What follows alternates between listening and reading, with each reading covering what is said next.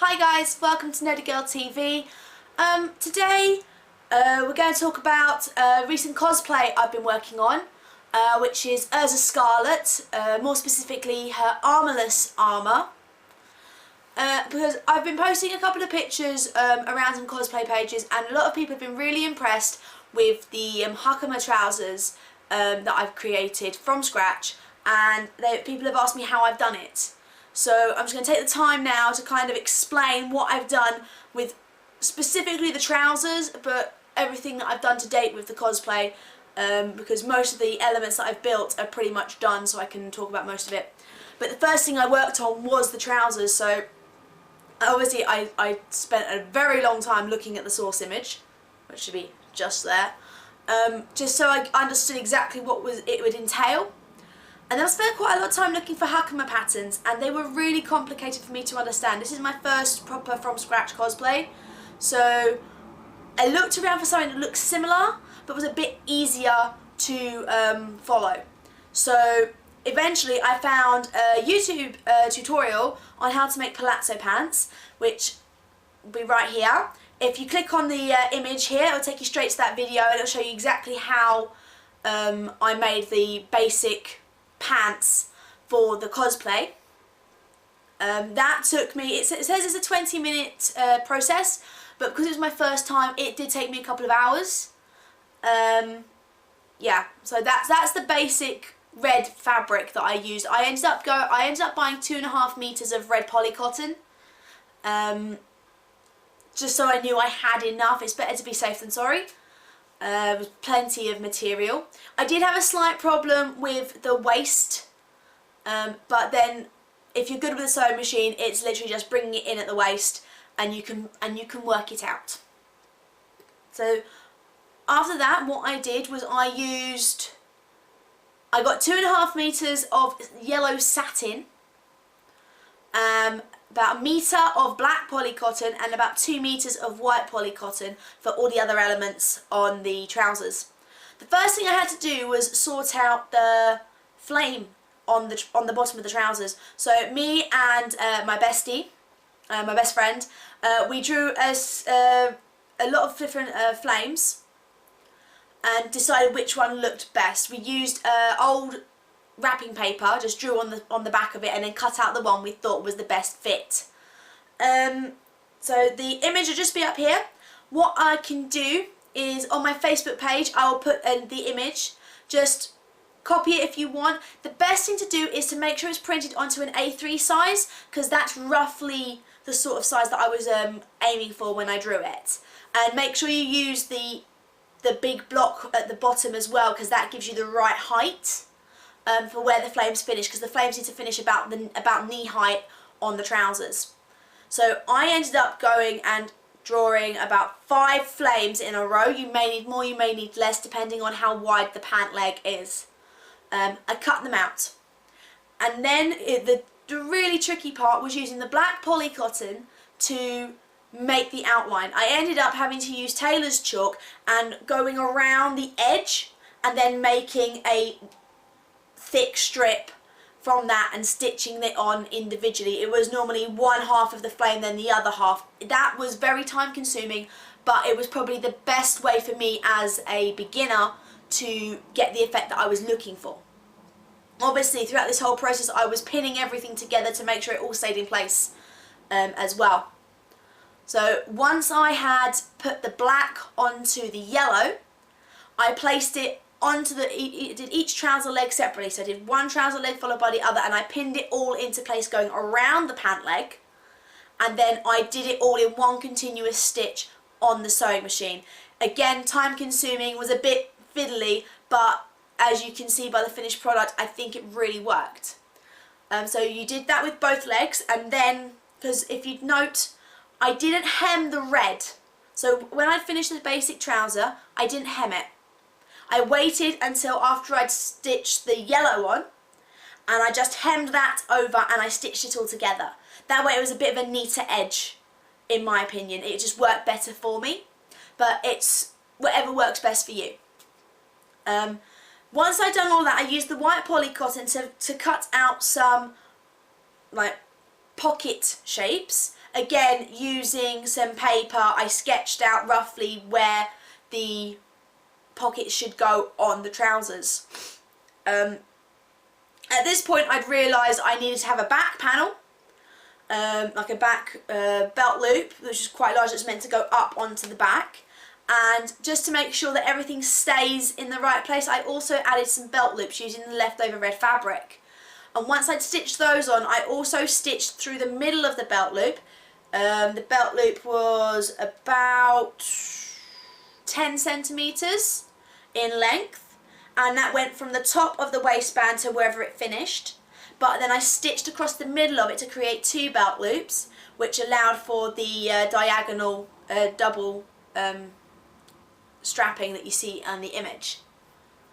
But that's just it, part of the course. The back tubing, what I ended up doing was I doubled the material over, folded it in, hemmed it, and then stitched it on to the just below the back of the waistband.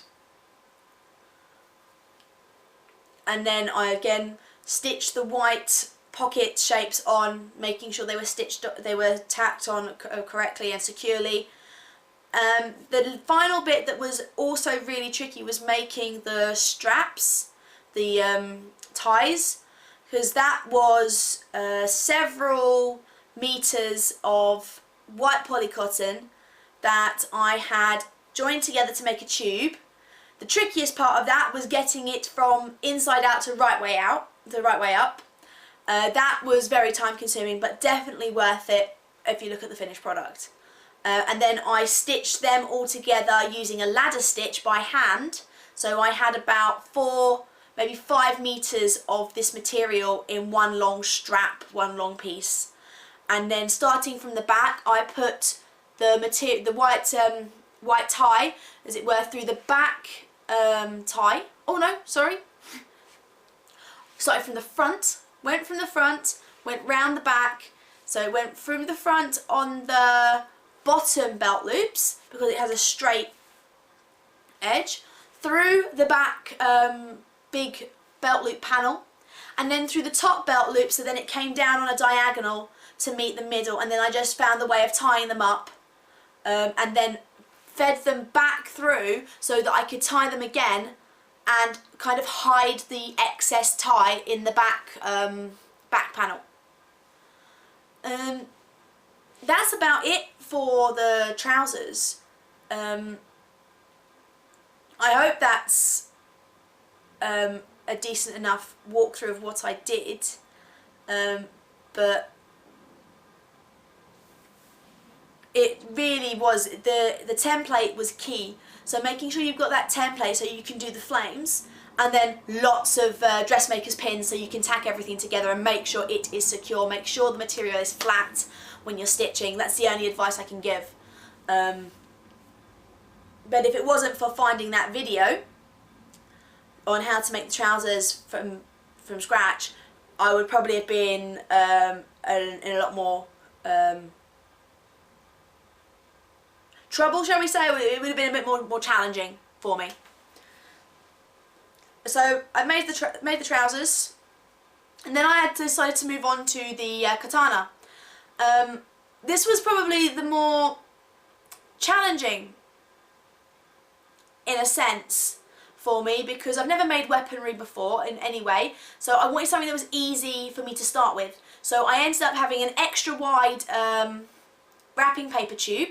I cut it in half, and then I also cut it so that when I was holding it, one bit would go down to about my elbow, and then I folded them on each other.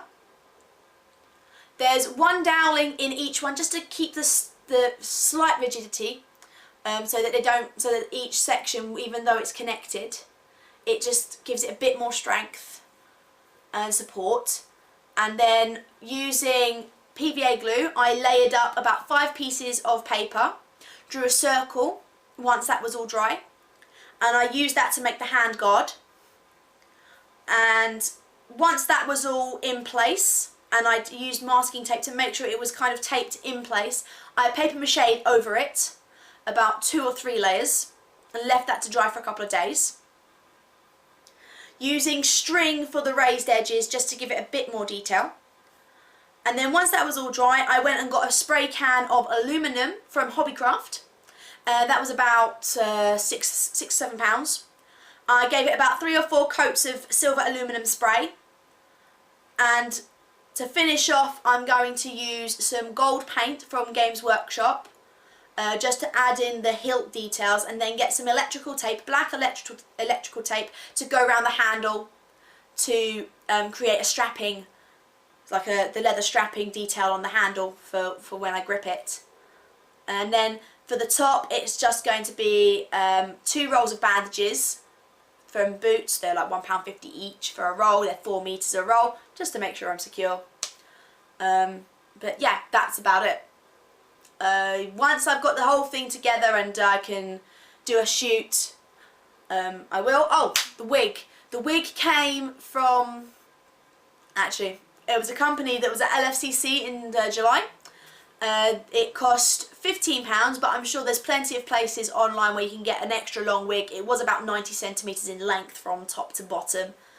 I am going to be having a go at trying to work with the wig to make the ponytail. If not, I'll be going online to eBay where you can buy wigs with the attachable ponytails, which may be the best option, so just so it stays neat. Yeah, I hope that was okay. Please let me know if you need a bit more detail, just in the comment section. But really, it was a case of a little bit of trial and error. Drawing around the template of the flame 5 times in a row, and then just putting the pant leg over it just to see, like, kind of that sort of motion to see whether it would fit. But dressmakers pins are your friend when you're putting all this together. That is all I can say as my one greatest thing, that when I was making them, I'm so grateful for having lots of those dressmakers pins. Yeah, it's a bit of a quick tutorial. It was my first cosplay tutorial. I'm sorry if it's a bit quick or not enough detail. Please let me know. Other than that, if there's anything else I come up with, I'll add it. But yeah, thank you very much for watching. Hope that was helpful, especially those people that asked me how I made the trousers. Yeah, so later days. Hey guys, thanks for watching this video.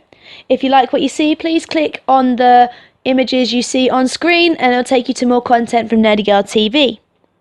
Check us out on Facebook, and please don't forget to click on that subscribe button so you stay up to date with everything that we have on YouTube.